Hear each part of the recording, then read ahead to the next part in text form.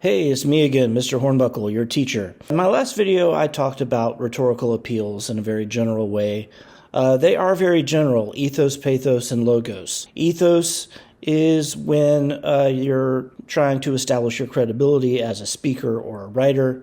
Appeals to pathos have to do with trying to make an emotional connection with your audience. Appeals to logos have to do with the logical structure of your message. The specific examples that we're going to look for when we're analyzing a text, we're going to refer to as rhetorical strategies.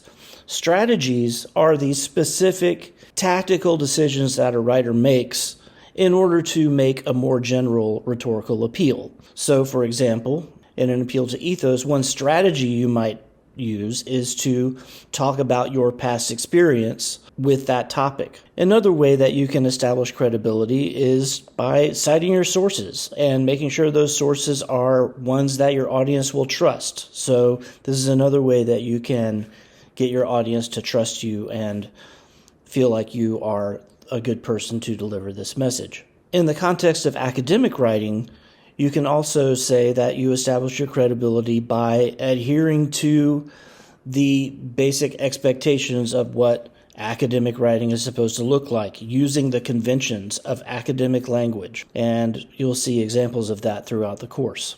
For appeals to pathos, some examples might be using humor, using appeals to patriotism, or eliciting sympathy, as I said before. Some more specific strategies might be using concrete examples that are designed to invoke some kind of emotion.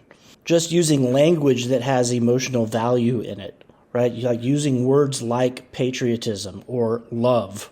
For logos, there are a few different strategies that you might see often. The most obvious thing that people tend to focus on with logos is the use of facts and statistics. But it isn't just enough to use a fact or a statistic. There has to be some kind of logical conclusion that comes from that. The author is drawing some kind of logical conclusion from a fact or a statistic, a cause that has an effect. Or this is true, therefore this thing must be true. I've given you a handout that has a bunch of other examples in it, and you'll see that on Canvas.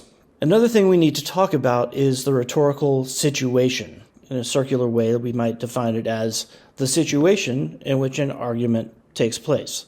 So there's the speaker, there's the audience, there is the message itself, and there you have the kind of rhetorical triangle that we've seen. In addition to that, you have the occasion on which the argument is made. We might call that kairos, that's the Greek word for time. And then finally we have the context, which is basically everything outside of that specific situation that may have some influence on it, such as a law that was recently passed or an upcoming political election. Again, I have a handout for you that talks about these concepts in a little more detail. I've given you one of my favorite texts to read, David Foster Wallace's Consider the Lobster. You're going to read that, and you're going to talk about it in the discussion board, and you're going to think about the different rhetorical strategies that Wallace uses in trying to make his argument in that article. Cheers.